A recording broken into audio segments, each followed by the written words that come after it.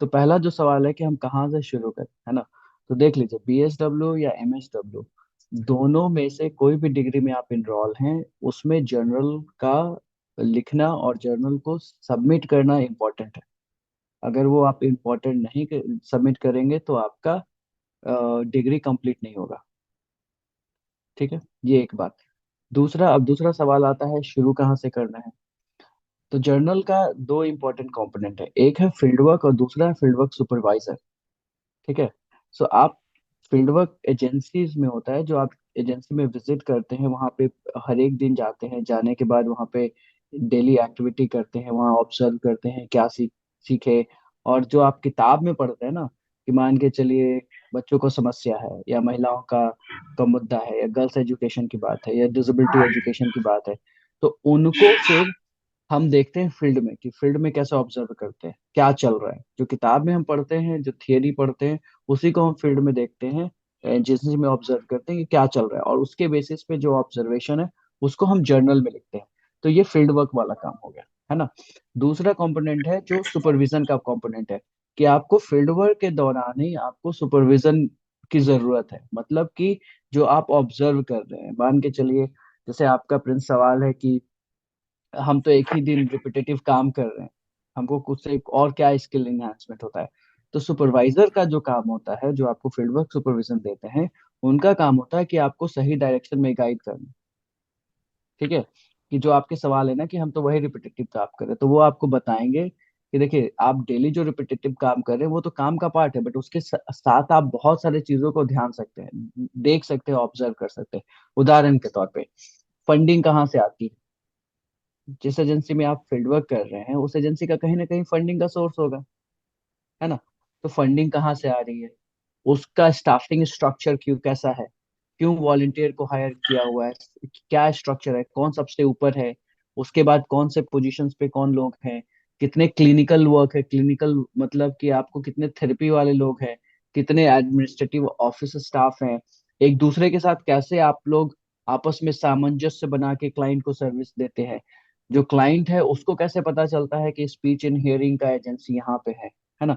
वो कैसे आते हैं, आने में उनको कहाँ क्या दिक्कत होती है, किन किन जगहों से आते हैं, क्या वो गोपालगंज से आते हैं, क्या वो पटना से आते हैं, कितनी दूरी से आते हैं, उनको क्या आने जाने में चैलेंजेस होता है, क्या ये स्पीच शेयरिंग का सर्विसेज है कि क्या केवल एक ही जगह पे है, क्या इसको हम और दूसरे जगहों पे स्केल अप कर सकते हैं, इस तरह का सेंटर और दूसरे जगह पे ब्लॉक में या जिला में हम क्या खोल सकते हैं। भारत सरकार के क्या कार्यक्रम है, क्योंकि भारत सरकार का कार्यक्रम है ना आरबीएस के, है ना, राष्ट्रीय बाल सुरक्षा कार्यक्रम है ना। तो उसका क्या संबंध है, ठीक है, वो क्यों इम्प्लीमेंट नहीं हो रहा है उसके जगह पे, इस तरह का सब। तो सुपरविजन का जो काम है ना, जो सुपरविजन का काम है, जो आपके सुपरवाइजर है ना, वो आपको इस तरह से मार्गदर्शन करेंगे। कि मान के चलिए आपका सवाल हुआ कि हम तो रिपीटेटिव ही काम कर रहे हैं, तो सुपरवाइजर आपको कहेंगे कि अगले बार आप जब फील्ड में जाइए, आप इस तरह का इसको ऑब्जर्व करके आइए, इसको देखिए कि ये क्यों इम्प्लीमेंटेशन नहीं हो रहा है, भारत सरकार जो कार्यक्रम है वो क्यों इम्प्लीमेंटेशन नहीं हो रहा। तो आप फील्ड में गए और आप कहें कि सर स्टाफ ही नहीं है, मान के चलिए उस प्रोग्राम में सरकार ने स्टाफ रिक्रूट नहीं किया। फिर दूसरा सवाल आएगा, सरकार क्यों रिक्रूट नहीं कर पा रहे, इसका आप सवाल करिए।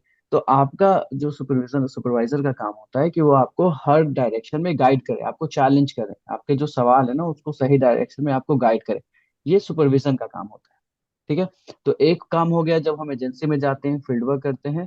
दूसरा हो जाता है कि जब हम एजेंसी जो हमारे सुपरवाइजर जो इग्नू एलोकेट करता है, जो आपके जर्नल चेक करते हैं, उनका काम होता है कि वो आपको सही डायरेक्शन में गाइड करें, सही मतलब जो आप पढ़ रहे हैं उसके हिसाब से आपको सजेशन दे। ठीक है, ये काम होता है। ठीक है। तो सबसे एक इम्पॉर्टेंट चैलेंज इग्नू में ये है कि आप लोगों को समय पे सुपरवाइजर एलोकेट नहीं होता है, जिसके कारण इस तरह का कंफ्यूजन और सवाल है जो जो भी आपके हैं। ठीक है। तो वो इग्नू का प्रश्न है, वो इग्नू हैंडल करे। ठीक है। बाद बाकी हम लोग कोशिश कर रहे हैं कि इस तरह से सिस्टम बनाए ताकि आपको सुपरविजन का जो जो सवाल है ना, वो आपके सवाल आंसर हम लोग करते चले जाएं, ग्रुप के जैसे हम लोग आज बैठे हैं ना, उसी हिसाब से हम लोग करते चले जाएंगे। कोशिश कोशिश यही है। ठीक है, बट ये डिपेंड करता है कि आप लोग कितने एक्टिव हैं। ठीक है। अब दूसरा सवाल आता है कि अब हम लोग फील्ड वर्क कहाँ से शुरू करें, है ना। मान के चलिए अब तो समझ में आ गया कि एक एजेंसी हमको पता करना है और वहां पे जाके एक कुछ दिन जाके हमको फील्ड वर्क करना है, 25 दिन 45 दिन जो भी आपका है। ठीक है, दूसरा हो गया सुपरवाइजर। तो जिनका भी सुपरवाइजर एलोकेट नहीं है, कोशिश करिए कि आप लोग कोशिश करिए इग्नू से बात करके या जो भी स्टडी सेंटर कोऑर्डिनेटर है उनसे बात करके पता करिए कौन आपके फील्ड वर्क सुपरवाइजर। ठीक है, ये इम्पोर्टेंट है, ये आप समझ लीजिए, है ना। ये इम्पोर्टेंट है समझना। अम, उसके बाद ये सवाल है कि आपको शुरू कहाँ से करना है, फील्ड वर्क कहाँ से शुरू करना है ना। तो फील्ड वर्क शुरू करना है आपको ऐसे कि आप किसी को एप्लीकेशन लिखना आता है? आपने कभी एप्लीकेशन लिखा है, छुट्टी के लिए आवेदन दिया है पहले कभी? जी सर। लिखते यस हैं ना, सर जी। सेवा में, श्रीमान, यस। महोदय, प्रधान, उसी तरह से एक एप्लीकेशन लिखिए। ठीक है, हम कोशिश करेंगे प्रकाश कि एक इसको नोट डाउन कर लीजिए प्रकाश, कि एक टेम्पलेट है ना, एक सैंपल एप्लीकेशन हम लोग इसको बना के जो जहाँ पे डालेंगे ना, जिस चैनल पे, एक कैपेसिटी बिल्डिंग वाला चैनल हम लोगों ने स्पेशली आप लोगों के लिए बनाया है, आप एक बार उसको देख लीजिएगा। ठीक है, जहाँ पे यूट्यूब का वीडियो अपलोड किया। आज वाला जो सत्र है ना, उसमें हम सैंपल गूगल ड्राइव में या किसी तरह से सैंपल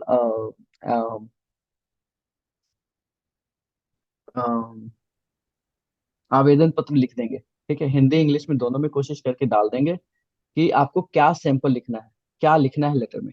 ठीक है, तो आप अगर फील्ड वर्क शुरू करना चाहते हैं तो आप एक एप्लीकेशन लिखिए।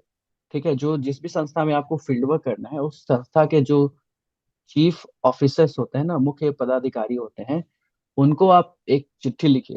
ठीक है, उनको लिखिए कि सेवा में श्रीमान, एजेंसी का नाम दीजिए, उसके बाद लिखिए, संदर्भ में लिखिए कि आपके यहाँ आपकी संस्था में फील्ड वर्क करने के संदर्भ में। ठीक है, और उसमें लिखिए कि महाशय मेरा नाम ये है और मैं इग्नू का फर्स्ट ईयर सेकेंड ईयर का बीएसडब्ल्यू का छात्र छात्रा हूँ, मेरा एनरोलमेंट नंबर ये है और मैं आपके यहाँ फील्ड वर्क करना चाहता हूँ। बीएसडब्ल्यू प्रोग्राम का फील्ड वर्क एक इम्पॉर्टेंट कंपोनेंट है, और ये मैं, मतलब उसको थोड़ा सा फील्ड वर्क का डिस्क्रिप्शन आप लिखिए। डिस्क्रिप्शन लिखने के बाद अपना डिटेल लिख दीजिए, उसके बाद क्या बोलिए कि हम आपका आभारी रहेंगे। ठीक है, उस तरह से एक आप लिख के उस लेटर के साथ जाइए।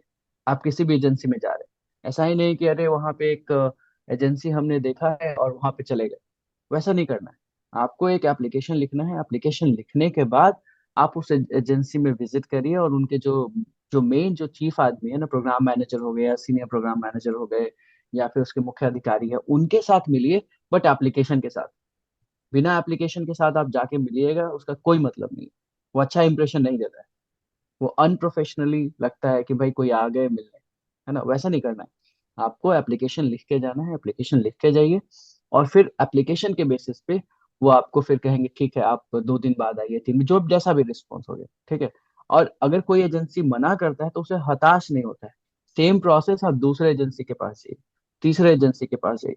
लेकिन कभी भी किसी भी व्यक्ति से आप मिलने जा रहे हैं ना, किसी भी अधिकारी से, किसी भी ऑफिसर से, तो आप एप्लीकेशन लिख के जाइए।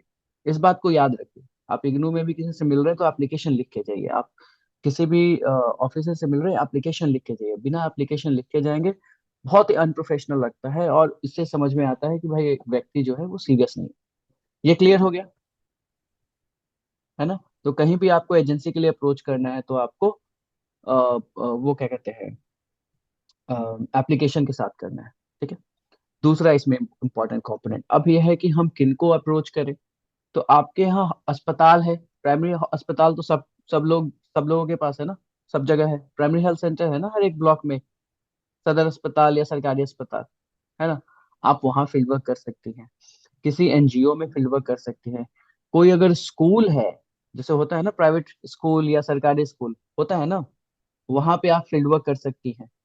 आपका कोई जेल है या कोई ऐसा जगह है, वहां पे आप फील्ड वर्क कर सकती हैं। अगर आपका कोई मान के चलिए किसी भी तरह का एजेंसी में आप जाके फील्ड वर्क कर सकते हैं, ये कोई हाँ जरूरी जी। नहीं है कि आपको एनजीओ में ही करना है। अगर कोई प्राइवेट सेक्टर का एजेंसी है और वो एजुकेशन पे काम कर रहा है, उसके साथ आप काम कर सकती हैं। कोई ट्रेनिंग के ऊपर काम कर रहा है प्राइवेट सेक्टर में, उसके यहाँ जाके काम कर सकती है। ठीक है, तो आपका ये कोई लिमिटेशन नहीं है कि आप केवल एनजीओ में काम करना है। ठीक है। आप प्राइवेट सेक्टर में भी काम करना है, बट ये देखना है कि वो कहीं ना कहीं सामाजिक मुद्दों से जुड़ा हुआ हो। पता है ना, जैसे मान के चलिए बहुत सारे कंपनीज हैं जो बुक्स बनाते हैं बच्चों के लिए। ठीक है, जो डिसेबल्ड बच्चे होते हैं, फिजिकली हैंडिकैप्ड होते हैं या फिर विजुअली इम्पेयरमेंट होते हैं, जिनको देख नहीं सकते हैं, जो सुन नहीं सकते हैं, उनके लिए कोई एजेंसी किताब बना रही है। और जो किताब बनाने वाली कंपनी है वो प्रॉफिट मेकिंग कंपनी है, प्राइवेट कंपनी है। आप उनके यहाँ भी काम कर सकते हैं। आप उनके यहाँ बैठ के फील्ड वर्क करिए। आप देखिए कि जो भी मटेरियल डिजाइन हो रहा है उसमें क्या क्या बातों का ध्यान रखना चाहते हैं, फॉन्ट साइज क्या है, कलर क्या होना चाहिए। होता है ना, ऑटिज्म के बच्चे होते हैं या जिनको कलर ब्लाइंडनेस है, तो उस तरह के बच्चों के लिए भी किताबें डिजाइन होती है। तो उसको देखिए कि किस तरह के खिलौने बनाने पड़ रहे हैं उनको इंटरटेन करने के लिए या उनको सिखाने के लिए। ये सारा समाज कार्य का कंपोनेंट है। ये सारे सोशल वर्क से रिलेटेड मैटर्स हैं। ऐसा नहीं है कि ये प्राइवेट सेक्टर है तो उसमें हम काम नहीं कर सकते। आप प्राइवेट सेक्टर में भी काम कर सकती हैं, लेकिन आपको ये देखना होगा कि सामाजिक मुद्दे हों, सोशल ह्यूमन प्रॉब्लम से रिलेटेड। क्लियर है ना। अभी कोविड आया था तो वैक्सीन में मास्क डिस्ट्रीब्यूशन होता, मास्क कौन जनरेट करता है, कौन बनाता है मास्क? मास्क प्राइवेट कंपनीज बनाती है। वैक्सीन कौन बनाता है? प्राइवेट कंपनीज बनाती हैं। आपको हैंड वॉशिंग सोप कौन बनाता है? Private companies. आप उन जगह पे भी काम कर सकते हैं, लेकिन आपको देखना बड़ा पिक्चर है कि कैसे आपका जो भी काम है वो सामाजिक मुद्दों से रिलेटेड है या ह्यूमन प्रॉब्लम से रिलेटेड है। ये सवाल का आंसर मिल गया आपको कि कहाँ जाके फीडबैक करना है। ठीक है। अब जो जहां भी आप लोग हैं, आप लोगों का अपना अपना इश्यू होगा, तो वो देख लेना है कि आपके आसपास कौन सा एजेंसीज है। ठीक है। एक ये हो गया। अ, हम लोग 5 मिनट ब्रेक लें क्या, फिर 5 मिनट के बाद आते हैं, है ना? हम लोग 5 मिनट यस। ब्रेक लेते हैं, उसके बाद फिर वापस आते हैं। ठीक है। यस। Okay okay.